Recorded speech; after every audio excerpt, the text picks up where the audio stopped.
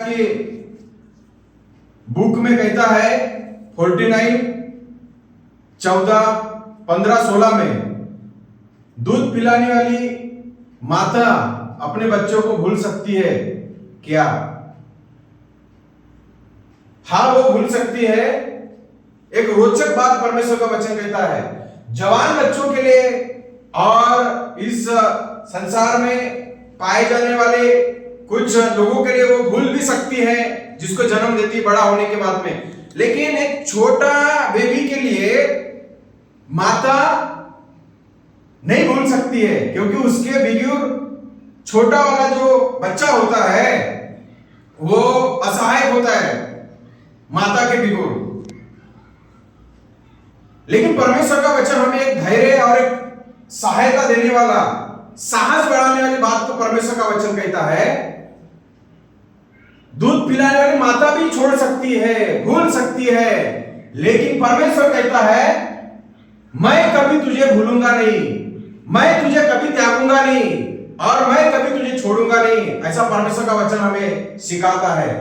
और फिर उसके नीचे में हम परमेश्वर के वचन को मनन करते हैं, वहां पर कहता है कि उसने अपने हथेलियों पे हमारा चित्र जो है खोद कर बनाया है, हमारा नाम प्रभु जानता है। इसलिए वचन कहता है कि अगर एक उदाहरण के लिए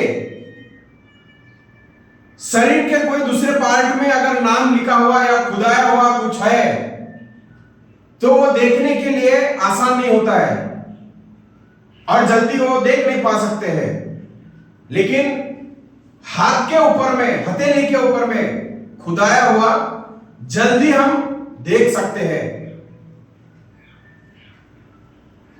एक चित्र को परमेश्वर ने खोद के रखा है और ये चित्र आपका और मेरा है जो हम उसके ऊपर विश्वास करते हैं। और जो हथेलियों पे खुदाया जाता है उसके लिए दर्द भी बहुत होता है, तकलीफ भी बहुत होती है और उसको हम जल्दी आसानी से भूल नहीं सकते जो हाथ के ऊपर खुदाया जाता है।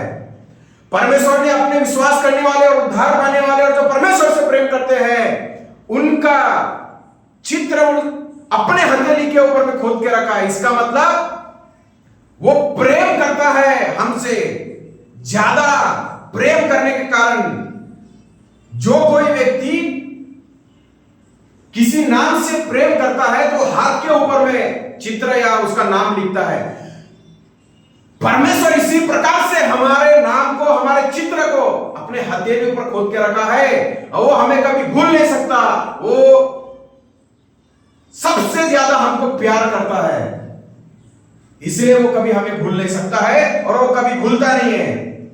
और उसने चारों ओर सहरपना बाड़ा बांध के रखा है, वो हमारे लिए सहायक है और उसका बाड़ा हमारे जीवन के लिए, हमारे सुरक्षा के लिए है। शत्रु उसमें प्रवेश नहीं करता है और शत्रु उसमें आ भी नहीं सकता है, क्योंकि उसकी जो आग की ज्वाला है अपने लोगों के बीच में, अगर शत्रु आने की कोशिश करे तो परमेश्वर की जो सहरपना है, आग की जो सहरपना है, सुरक्षा है, सहायता है, उस शत्रु को जलाकर भस्म कर देगी।